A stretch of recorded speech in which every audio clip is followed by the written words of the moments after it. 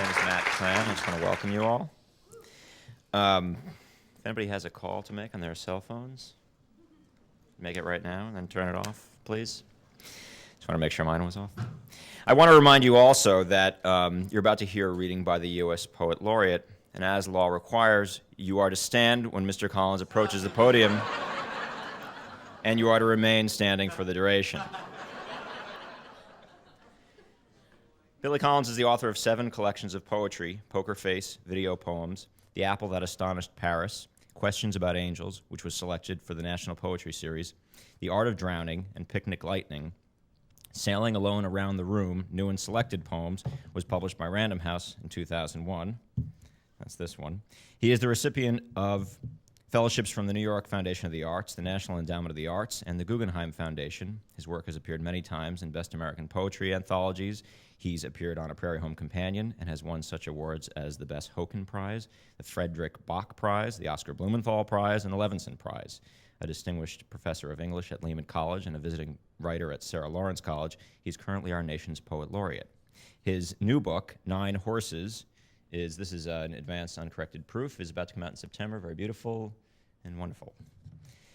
The first time I saw Billy Collins read, I thought I was seeing a great stage actor turned movie star playing the role of legendary American poet Billy Collins in the film about Billy's life, because you had to assume that in real life, the poet himself could not have been this good in person.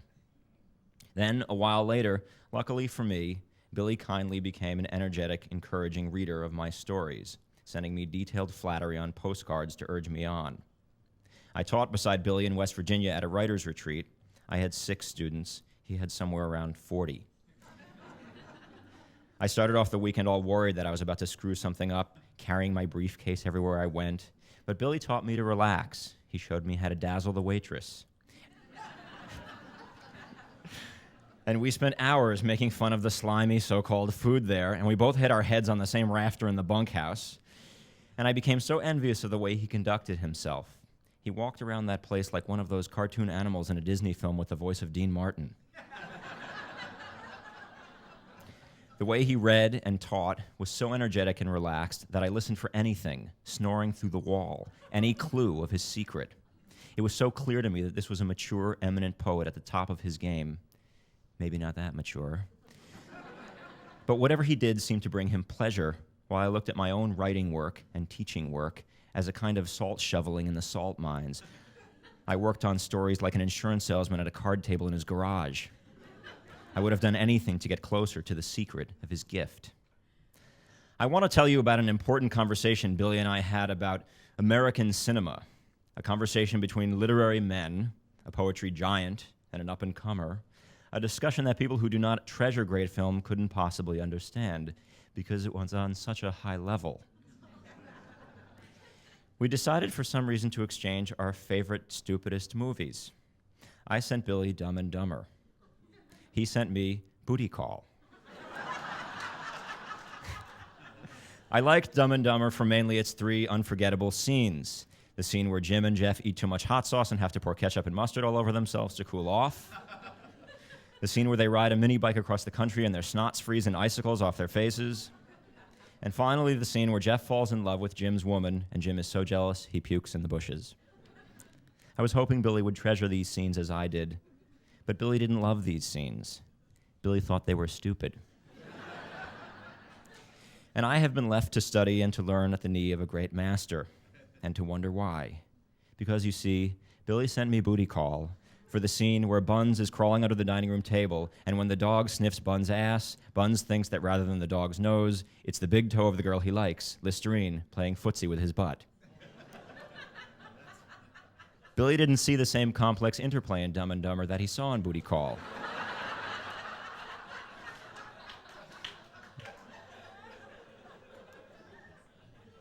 And my point is that you try to know him.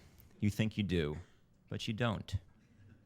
Billy's work is deceptively mysterious. It's more than accessible and also not accessible. It's kind and friendly, easy in a certain mysterious way. And yet, it's produced locally, right here in the tri-state area. And somehow feels local. You share his world. As a writer, you'll try to imitate it, but it's a world maddeningly impossible to reproduce. As a reader, he takes me, and he puts me in a place that is not mine, and yet I accept it as my own, and I'm so much happier there. But my membership in his country club is temporary.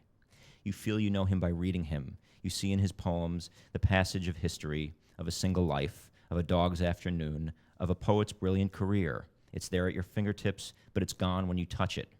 You feel you know him by meeting him. He's the nicest guy in the world. He wrote me a letter for my Guggenheim application. You know the poet, and you know the man, and you know his mailing address, but you don't know his email address. And you still don't know the spirit inside him that allows him and nobody else to make both small and monumental events in life lyrical and hilarious. He makes the impossible look very easy. He lives to illuminate and entertain, but only in a certain way I can't describe. He makes loneliness and ordinary unhappiness worthwhile, and for that, I'm mystified and grateful. Billy Collins.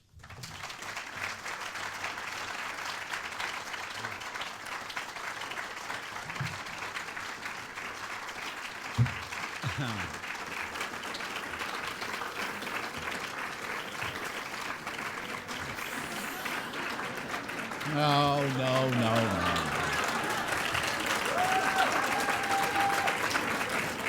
Go down.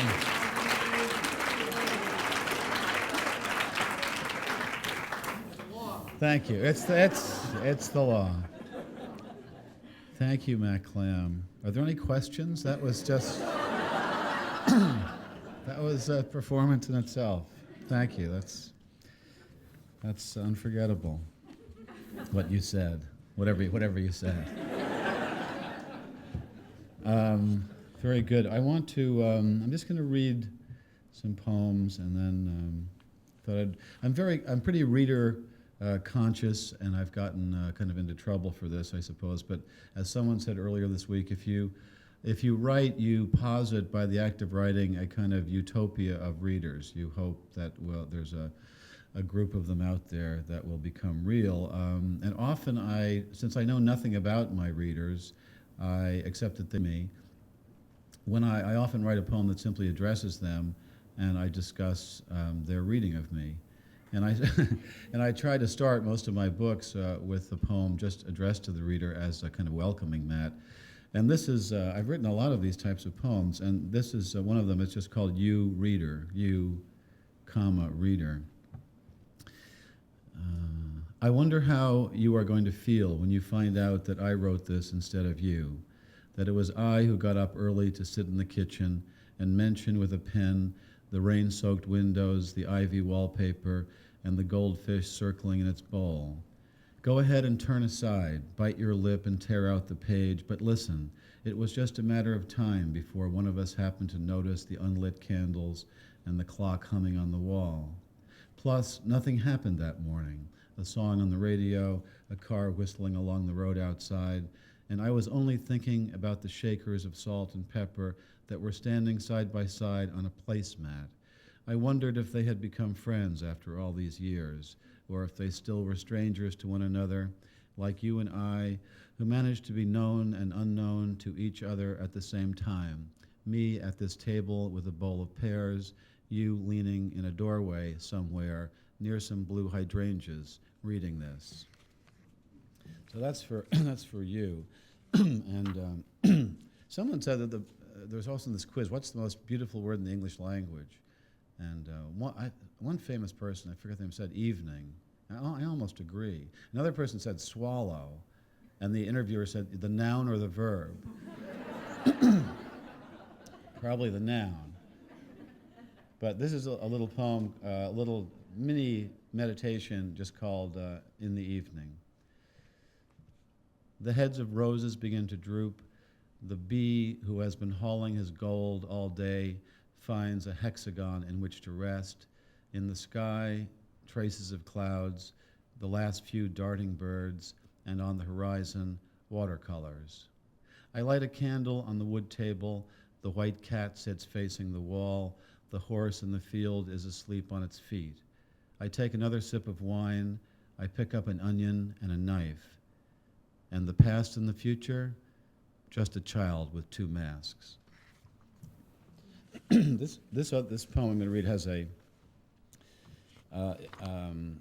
points to another poem, a poem by Yeats called "The Wild Swans at Coole," and it's in that poem that Yeats sees a great number of swans and begins to count them. And where I live in the tri-state area, I usually take a walk every morning by this lake, and there are usually swans in it, and sometimes there's two, and sometimes there's a great deal more than two. And I always count them, and I think it's just because I always thought Yeats counted them, so it's part of our job. In addition to kicking acorns and looking at clouds, it's part of a poet's job description to count the swans. And then I thought I came to an understanding of why he counted them, because I think it's because I realized that when I count them, it's because swans seem to pair up, they say, for life. I mean, who is really keeping track of that? It'd be hard. They all look so similar to us, anyway. But because I began to feel if I counted them and it came out to be an even number, I felt kind of peaceful, because I thought everyone was paired up, right? And if it came out to be an odd number, like 17, I think like there's some kind of crazy bachelor out there, or a widow, and I get very kind of sentimental about them. The poem begins as a meditation on the word genius, and that's the title of the poem. And it's sort of about how our understanding of what genius is changes as we go along. Genius was what they called you in high school if you tripped on a shoelace in the hall and all your books went flying. Or if you walked into an open locker door, you would be known as Einstein, who imagined riding a streetcar into infinity. Later, genius became someone who could take a sliver of chalk and squire pi 100 places out beyond the decimal point, or someone painting on his back on a scaffold, or a man drawing a water wheel in a margin, or spinning out a little night music. But earlier this week, on a wooded path, I thought the swans afloat on the reservoir were the true geniuses, the ones who had figured out how to fly, how to be both beautiful and brutal, and how to mate for life. 24 geniuses in all, for I numbered them as Yeats had done, deployed upon the calm crystalline surface. 48 if we count their white reflections, or an even 50 if you want to throw in me and the dog running up ahead, who were at least smart enough to be out there that morning, she sniffing the ground, me with my head up in the light morning breeze. Thank you.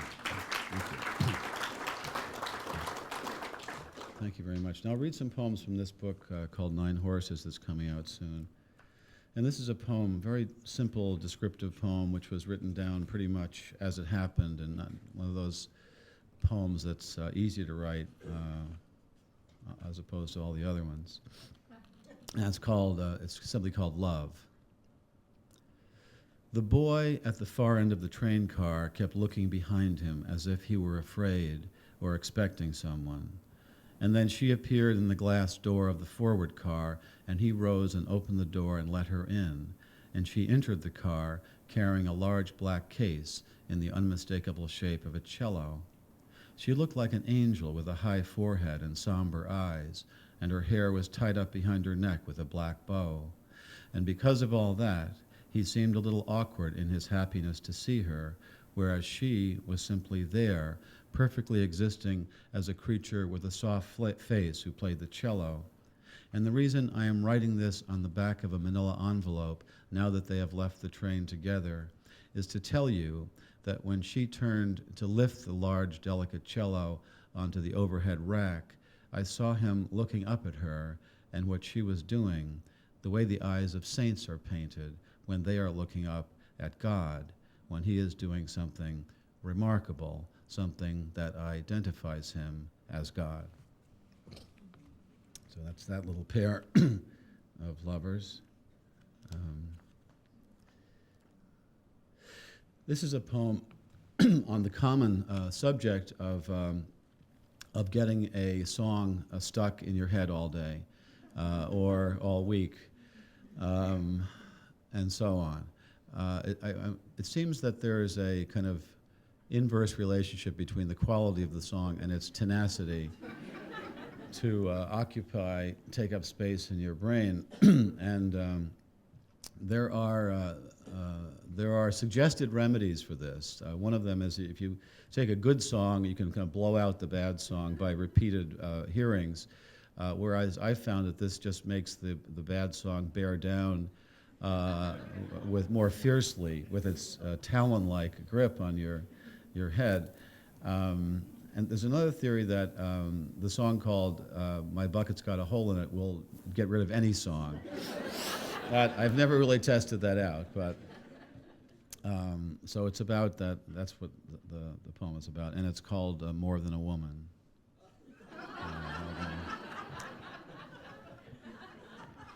It's interesting that you noticed that because, as I said before, the poem actually used to be called Fill Me Up Buttercup. And it's the only poem I've ever written, or that I think I know of, where you can just change the title week to week. It was called We've Only Just Begun for a while there, but this week it's called More Than a Woman. Ever since I woke up today, a song has been playing uncontrollably in my head, a tape looping over the spools of the brain, a rosary in the hands of a frenetic nun, mad fan belt of a tune. It must have escaped from the radio last night on the drive home and tunneled while I slept from my ears to the center of my cortex. It is a song so cloying and vapid I won't even bother mentioning the title, but on it plays as if I were a turntable covered with dancing children and their spooky pantomimes, as if everything I had ever learned was slowly being replaced by its slinky chords and its puffball lyrics.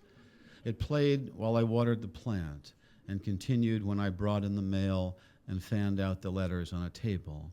It repeated itself when I took a walk and watched from a bridge brown leaves floating in the channels of a current. In the late afternoon, it seemed to fade, but I heard it again at the restaurant when I peered in at the lobsters lying at the bottom of an illuminated tank, which was filled to the brim with their copious tears. And now, at this dark window in the middle of the night, I am beginning to think I could be listening to the music of the spheres, the sound no one ever hears because it has always been playing. Only the spheres are colored pool balls, and the music is oozing from a jukebox whose lights I can just make out through the clouds.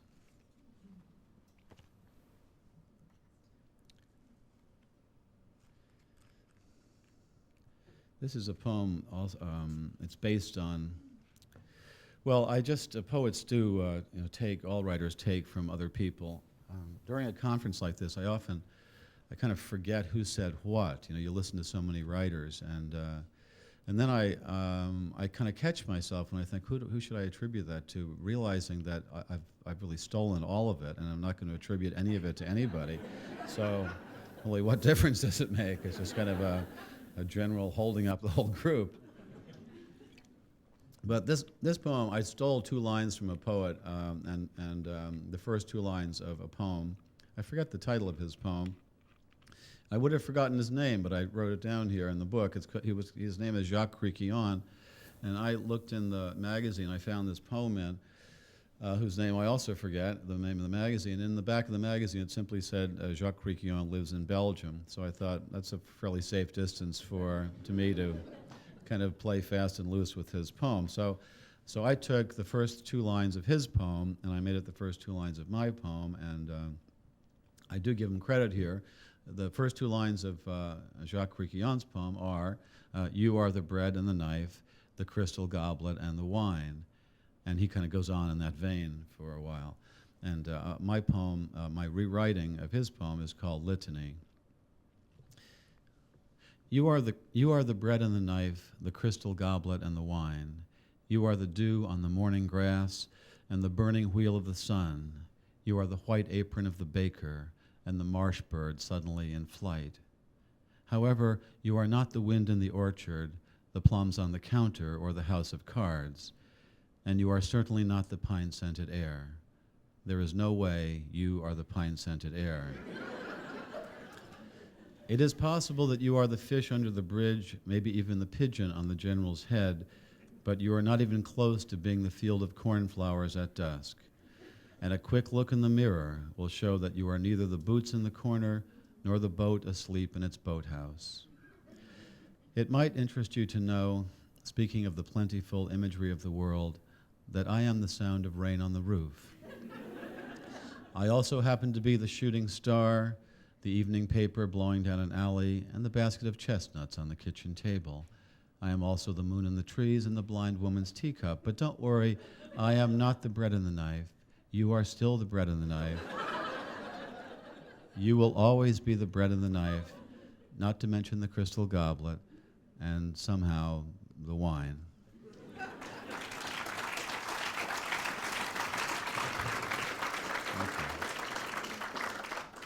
Thank you very much. Poor Mr. Criquion. I'll probably run into his brother one of these days.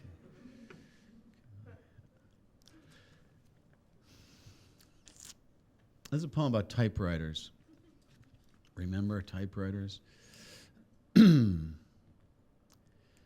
see, I don't know who's talking about that either, but one of the writers was talking about having to retype everything. And it was Nora Ephron, about how that it was a salutary experience to being forced to, if you made one little error or change, that you would have to retype the whole poem or essay or whatever, and you'd have to recommit yourself to everything you'd said. But it was kind of a pain also. But this is just kind of a nostalgic farewell to it. It's called Royal Aristocrat because that used to be the name of a typewriter. Royal Aristocrat. My old typewriter used to make so much noise, I had to put a cushion of newspaper beneath it late at night so as not to wake the whole house. Even if I closed the study door and typed a few words at a time, the best way to work anyway, the clatter of keys was still so loud that the gray and yellow bird would wince in its cage. Some nights I would even see the moon frowning down through the winter trees. That was 20 years ago, and as I write this with my soft lead pencil, I can still hear that distinctive sound like small arms fire across a border, one burst after another as my wife turned in her sleep. I was a single monkey trying to type out the opening lines of my own Hamlet, often doing nothing more than ironing pieces of paper in the platen, then wrinkling them into balls to flick into the wicker basket. Still, at least I was making noise, adding to the great secretarial din, that chorus of clacking and bells, thousands of desks receding into the past. And that was more than can be said for the mute rooms of furniture, the speechless salt and pepper shakers, and the tall silent hedges around the house. Such deep silence on those nights, just the sound of my typing and a few stars singing a song their mother sang when they were mere babies in the sky.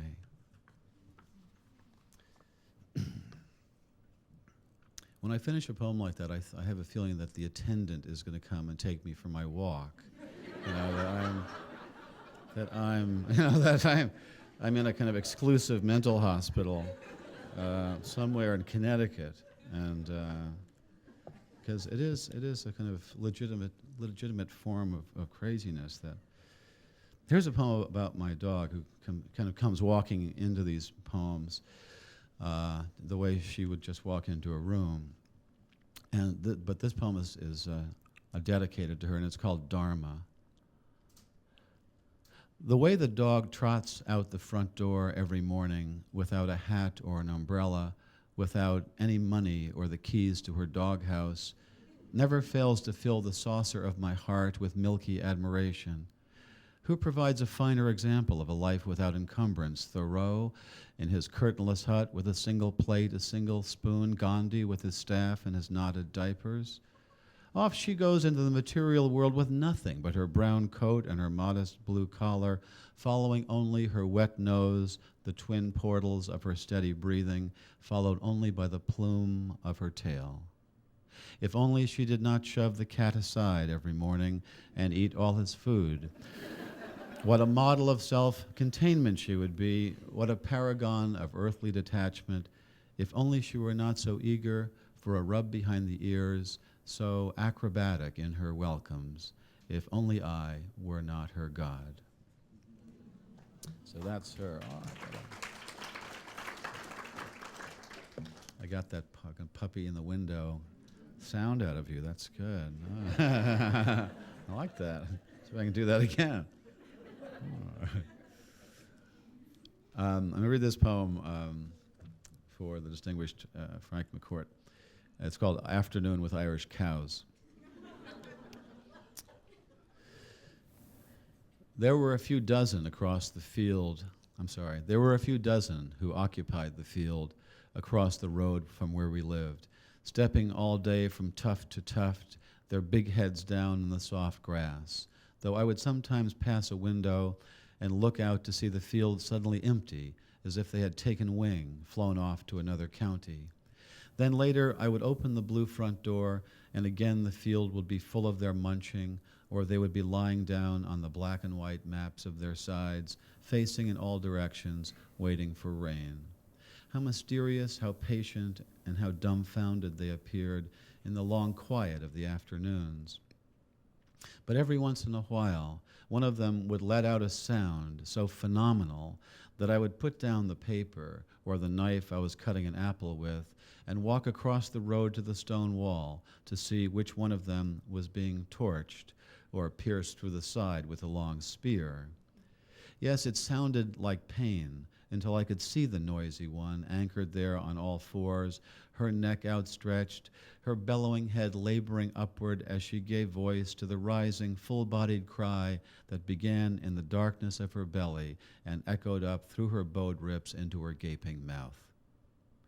Then I knew that she was only announcing the large, unadulterated cowness of herself, pouring out the ancient apologia of her kind to all the green fields and the gray clouds, to the limestone hills and the inlet of the blue bay, while she regarded my head and shoulders above the wall with one wild, shocking eye. As you can tell, I was never around cows as a child. And I always consider the look they give you when they look sideways and they show a lot of the white. I mean, to me, they look quite psychiatric. I mean, or if that's the word, but they don't look contented in any way. They look like they're about to do something, but they're just cows, so they can't do it. But if they had like talons or something, they'd do it.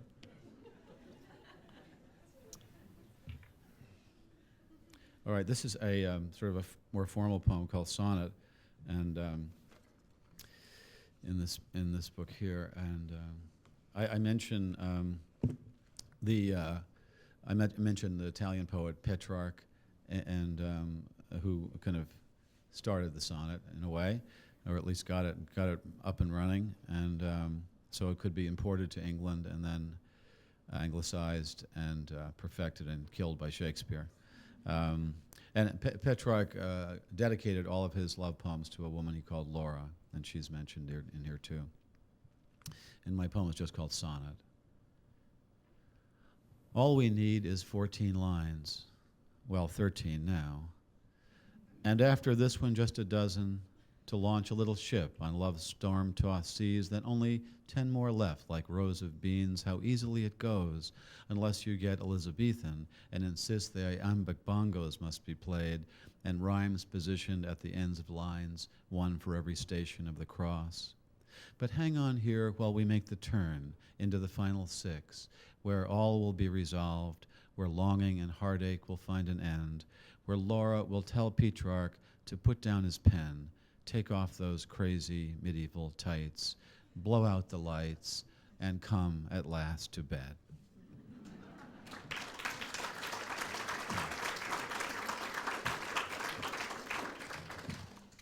This is a poem about one of the kind of fears of childhood, and it's about looking at, this kind of wood that's textured like this, and seeing things in it. I don't think I'm the only one. Sometimes people won't admit to being part of this weird club, but and the poem is called Creatures. Hamlet noticed them in the shapes of clouds, but I saw them in the furniture of childhood, creatures trapped under surfaces of wood, one submerged in a polished sideboard, one frowning from a chair back, another howling from my mother's silent bureau, locked in the grain of maple frozen in oak. I would see these presences, too, in a swirling pattern of wallpaper or in the various greens of a porcelain lamp, each looking so melancholy, so damned, some peering out at me as if they knew all the secrets of a secretive boy. Many times I would be daydreaming on the carpet, and one would appear next to me, the oversized nose, the hollow look. So you will understand my reaction this morning at the beach, when you opened your hand to show me a stone you had picked up from the shoreline. Do you see the face? You asked, as the cold surf circled our bare ankles. There's the eye and the line of the mouth, like it's grimacing, like it's in pain. Well, maybe that's because it has a fissure running down the length of its forehead, not to mention a kind of twisted beak, I said, taking the thing from you and flinging it out over the sparkling blue waves, so it could live out its freakish existence on the dark bottom of the sea and stop bothering innocent beachgoers like us, stop ruining everyone's summer. Here comes the attendant.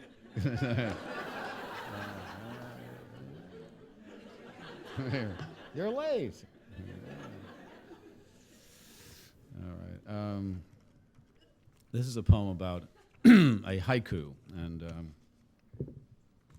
someone before, I sometimes say the same thing before I read a poem, and someone asked me to say this today, so it's about really, we know the little 17-syllable Japanese poems, and this is really about my kind of sensitivity to things that are 17 syllables long. And it's my belief, and I think you'd probably have to agree, that if you spend the day with a normal amount of social interaction, that you will probably say something that's 17 syllables long. So probably every day we produce a few of these unintentional or found or casual haiku, and you can find them also in the outside, in the non-haiku world. Old Mother Hubbard went to the cupboard. That's 17 syllables. When I found, if you continue, you would get to 17. There'd be a natural pause there. When I find myself in times of trouble, Mother Mary comes to me. That's 17 syllables. I saw a sign on a train station that said, "Attention, when the train is not stopped, it will be constantly moving." And that's not only 17 syllables, but that's a very Zen-like way to look at the behavior of a train, I'd say. Either or. And my friend asked me to mention, which is my favorite, was an overheard haiku. And I was walking along a campus one day, and I was actually about to give a talk on haiku, and I was kind of thinking about haiku, and one student said something to the other that I counted out as after we passed. This is the beginning of my obsessive-compulsive addiction to 17-syllable things. And I was right. It was 17 syllables. And this is what she said to her friend. She said, when he found out, he was like, "Oh my God," and I was like, "Oh my God." Now,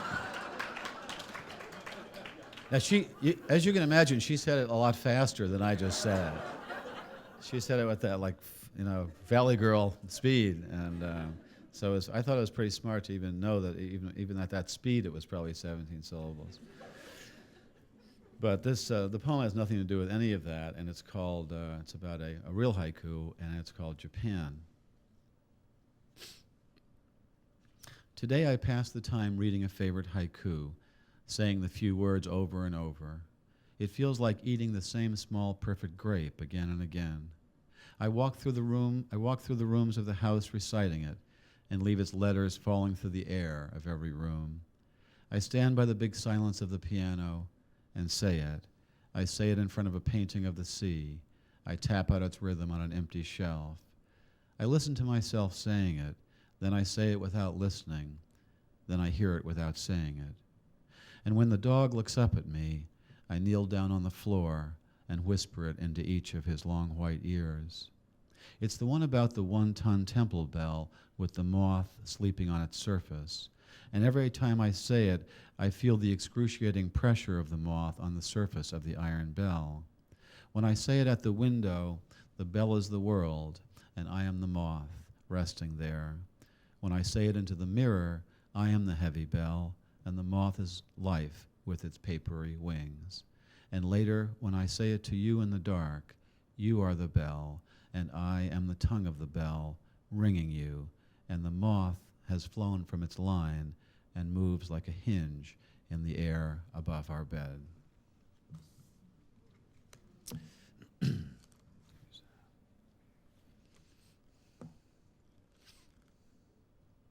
Here's a poem about, poems are not supposed to be about anything these days, but I actually have subject matters. I don't know, I'm really kind of out of it, I guess. But this is a poem that was, I think if you're lucky when you, as you're writing poems, you just start with something simple and you with a kind of open-mindedness or open-heartedness, and you find that if you just follow the trail of something, it leads somewhere. And I think almost all writing is kind of like that, kind of driving in the dark where you can't see too far ahead of you, but you can see just enough to keep driving. So this poem started out as just a kind of little nostalgic look at the now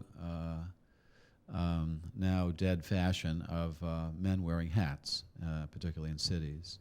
And people of a certain age, we all know this from movies and probably photographs, and maybe you still have someone in your family who wears one of these hats, these kind of fedora hats. And then it led to something else. And it's called The Death of the Hat. Once every man wore a hat.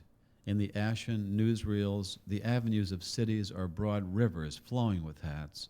The ballpark swelled with thousands of straw hats, brims and bands, rows of men smoking and cheering in shirt sleeves. Hats were the law. They went without saying. You noticed a man in a crowd without a hat. You bought them from Adams or Dobbs, who branded your initials in gold on the inside band. Trolleys crisscrossed the city. Steamships sailed in and out of the harbor. Men with hats gathered on the docks. There was a person to block your hat and a hat-check girl to mind it while you had a drink or ate a steak with peas and a baked potato. In your office stood a hat rack. The day war was declared, everyone in the street was wearing a hat, and they were wearing hats when a ship loaded with men and women sank in the icy sea. My father wore one to work every day and returned home carrying the evening paper, the winter chill radiating from his overcoat. But today we go bareheaded into the winter street, stand hatless on frozen platforms.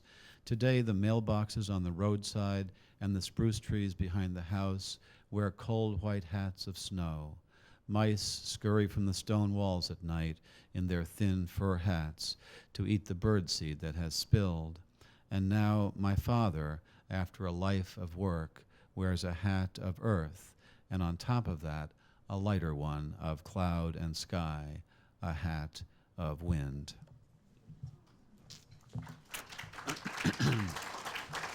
Thank you. Thank you very much. This is a poem, I'm just going to keep moving here. This is a poem called Forgetfulness, in which most people can get on board this one pretty without too much of a problem.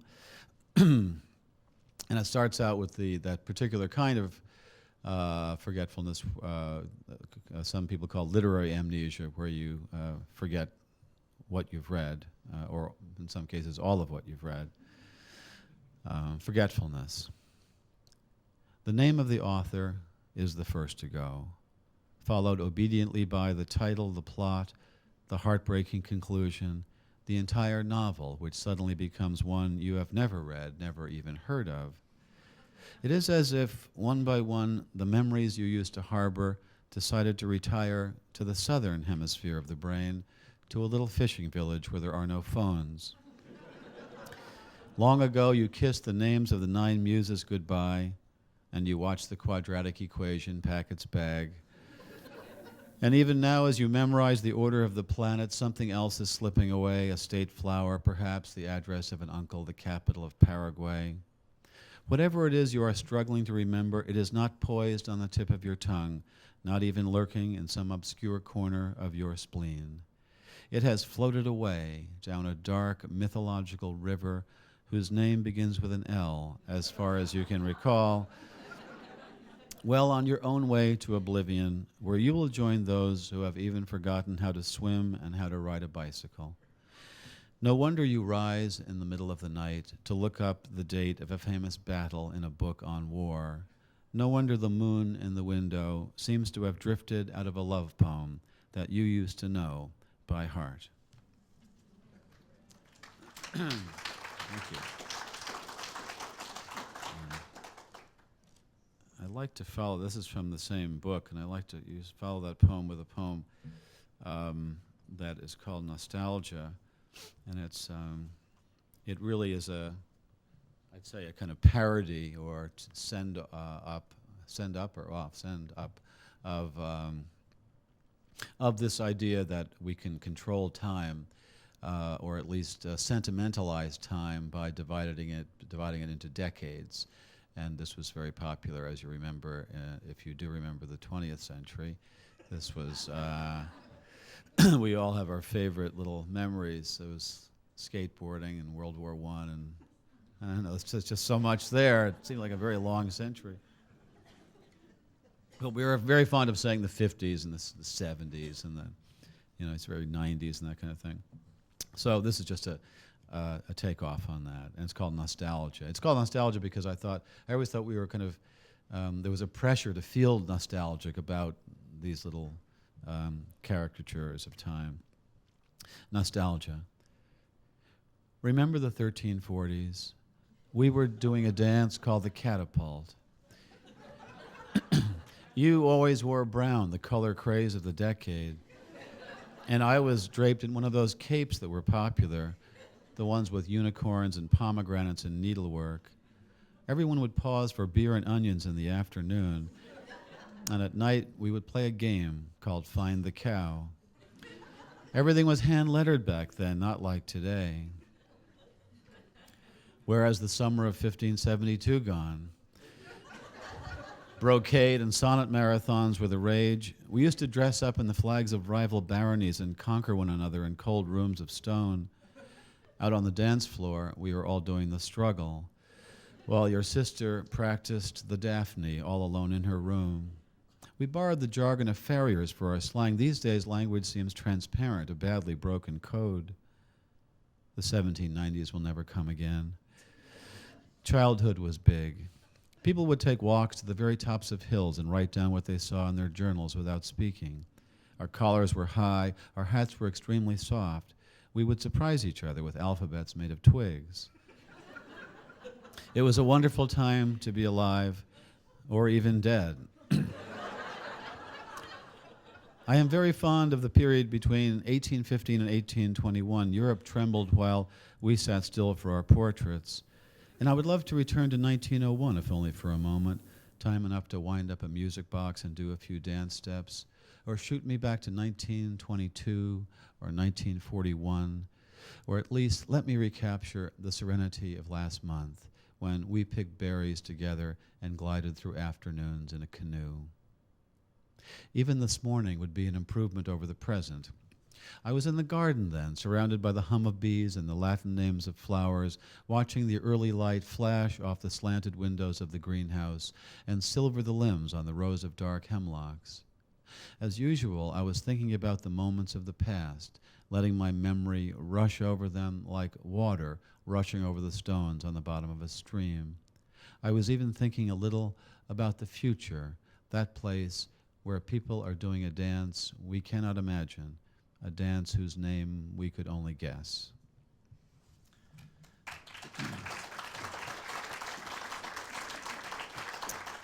And I will begin to end here. We have a number of workshopping days left, and this is a very dangerous thing to do, but I'm going to read this poem. Usually I would I would read this poem in front of students of mine only if I had a car running outside with a kind of suicidal driver. But I'm going to. We all know that that in writing workshops, there's a kind of language that develops, a kind of jargon, and so this little poem is about that, and it just kind of pokes, very gentle fun, at the and a whole process as I bite the hand that feeds me here, and it's called Workshop. And it's spoken by someone in a workshop, as you will soon find out. Workshop.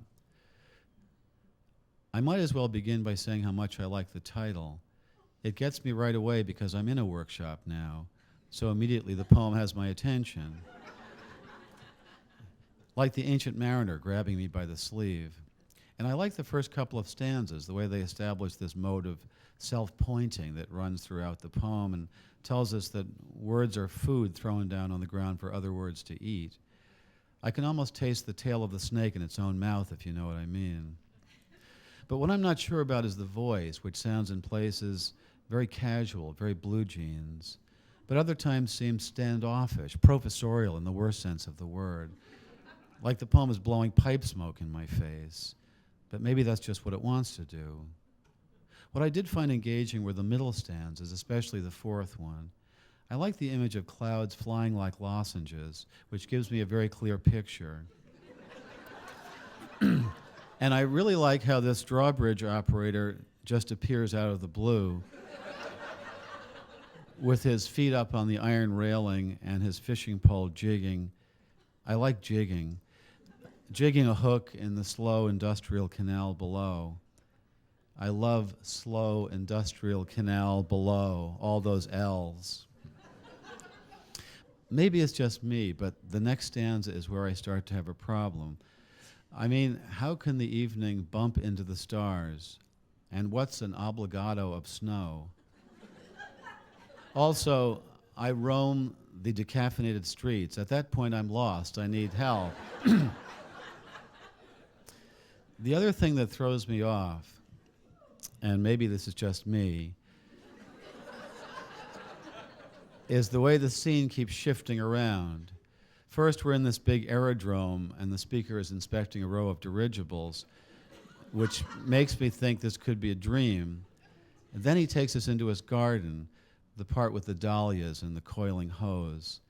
Though that's nice, the coiling hose. But then I'm not sure where we're supposed to be. The rain and the mint green light, that makes it feel very outdoors, but what about this wallpaper? Is it some kind of an indoor cemetery? There's something about death going on here. In fact, I start to wonder if what we have here is really two poems, or three or four, or possibly none. But then there's that final stanza, my favorite. This is where the poem wins me back, especially the line spoken in the voice of the mouse. I mean, we've all seen these images in cartoons before, but I still love the details he uses when he's describing where he lives. The perfect little arch of an entrance in the baseboard, the bed made out of a curled-back sardine can, the spool of thread for a table. I start thinking about how hard the mouse had to work, night after night, collecting all these things while the people in the house were probably asleep. And that gives me a very strong feeling, a very powerful sense of something. But I don't know if anyone else was feeling that. Maybe that was just me. Maybe that was just the way I read it.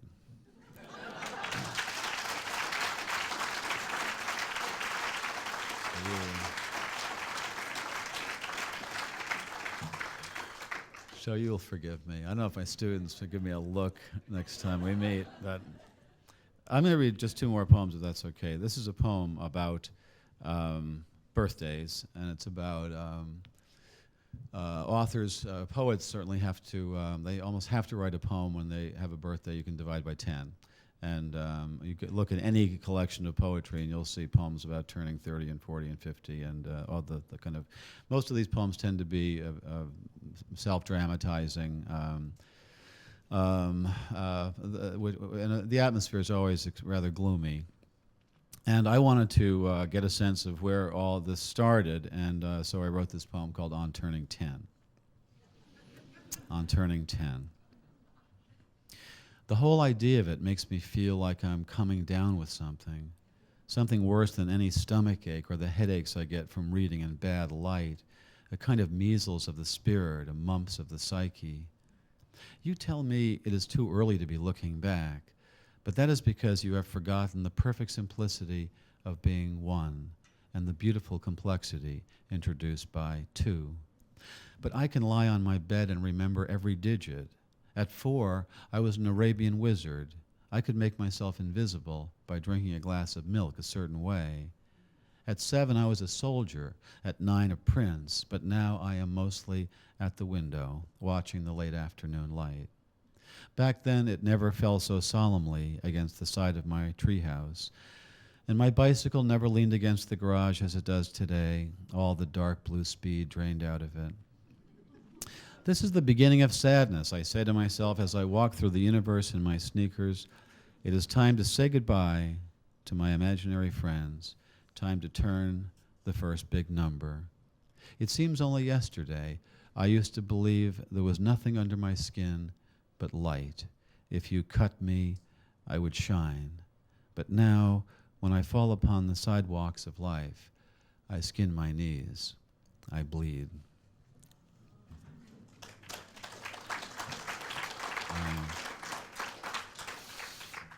Thank you for being such a responsive and large audience. And just while I'm here, I want to thank the people at Southampton College for having me, particularly Bob Reeves and everyone all the wonderful people who make things run smoothly, and also to the Sillermans who've been so gracious to me. And the poem is called Nightclub. I kind of always end with this poem. Johnny Hartman was a singer who died in the 70s. He sang jazz ballads mostly. I mention him in the poem. Nightclub.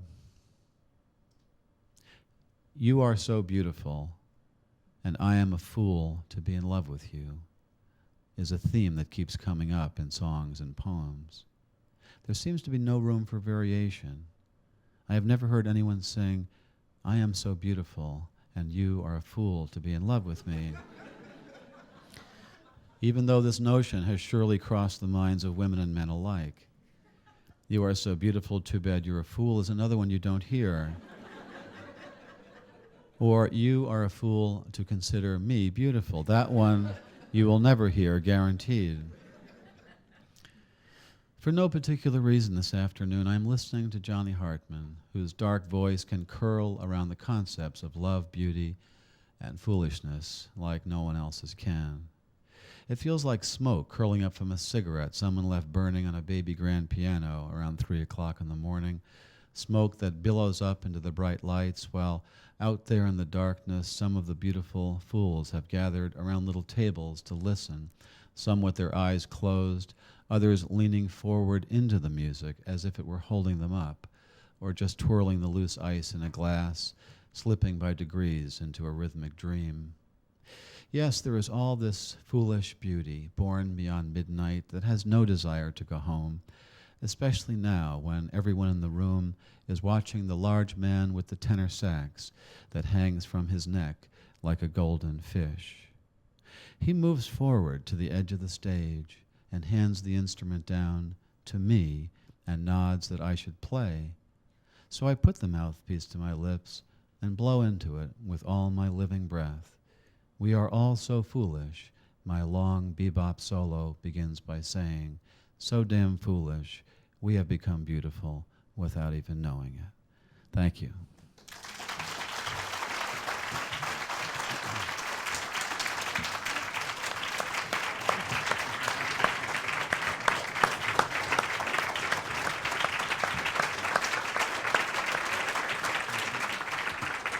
This concludes another of WLIU's live broadcast of the evening lecture series of the 2002 Southampton Writers Conference in the Duke Lecture Hall at Southampton College. If anybody would like to ask Maybe just a couple, since I feel I read a little long. But if there is a question, I'd be We're pausing for happy to questions try to from Billy. answer it. Unfortunately, you'll have to sit down again. But it's like being in church that's standing up and sitting down here. It's like everything but the kneeling. I'm not suggesting that we. Yes, sir. Could you indulge me by reading Taking Off Emily Dickinson's Clothes? Okay, it'll only take a minute if that's all right with Yeah. everybody else. Do you know what page it's on? Do you have that? 119. Okay. All right. I'll just say something. So it is.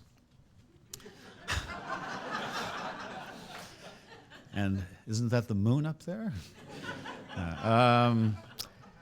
I think this poem just started with the title. I just thought, okay, let's just do that. And the Galway Canal is this great poem called Oatmeal, which is about eating oatmeal with John Keats.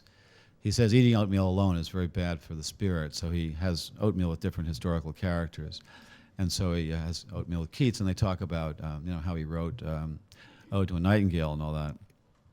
And I thought, well, if he can have oatmeal with John Keats, I can take off Emily Dickinson's clothes. In fact, I'd rather take her clothes off than have oatmeal with John Keats. And then the other little trigger for it was in her beautiful poem, Because I Could Not Stop for Death, she refers to what she's wearing.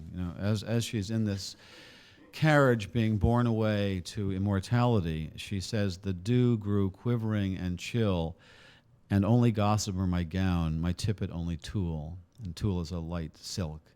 And it's so, I always thought those lines were so chilling and poignant because absurd, because what she's saying is that I'm underdressed for death. That my garments are too fragile for death, as if you could design some kind of armor that would protect you from death. So, but in a more perverse way, that gave me some garments to begin with in the poem. So I guess I'll just read it then. Taking Off Emily Dickinson's Clothes. First, her tippet, made of tulle, easily lifted off her shoulders and laid on the back of a wooden chair, and her bonnet, the bow undone with a light forward pull. Then the long white dress, a more complicated matter with mother-of-pearl buttons down the back, so tiny and numerous that it takes forever before my hands can part the fabric, like a swimmer's dividing water, and slip inside. You will want to know that she was standing by an open window in an upstairs bedroom, motionless, a little wide-eyed, looking out at the orchard below, the white dress puddled at her feet on the wide-board hardwood floor.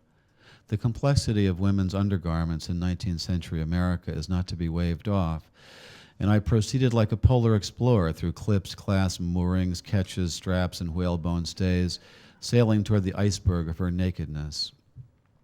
Later, I wrote in a notebook, it was like riding a swan into the night. But of course, I cannot tell you everything. The way she closed her eyes to the orchard, how her hair tumbled free of its pins, how there were sudden dashes whenever we spoke. What I can tell you is that it was terribly quiet in Amherst that Sabbath afternoon. Nothing but a carriage passing the house, a fly buzzing in a window pane. So I could plainly hear her inhale when I undid the very top hook-and-eye fastener of her corset, and I could hear her sigh when finally it was unloosed, the way some readers sigh when they realize that hope has feathers, that reason is a plank, that life is a loaded gun that looks right at you with a yellow eye.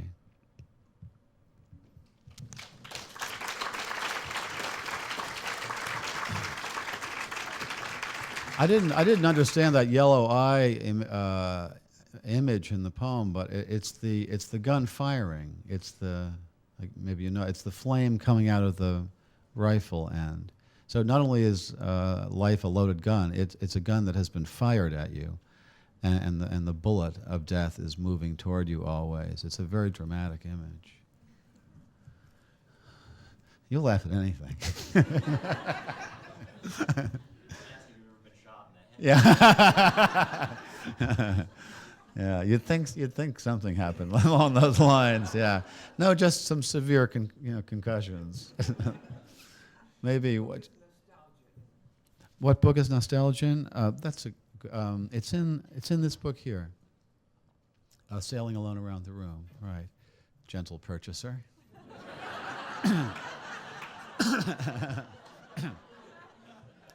I don't know. Should we go out and have a drink of wine or something? Okay. Thank you so much.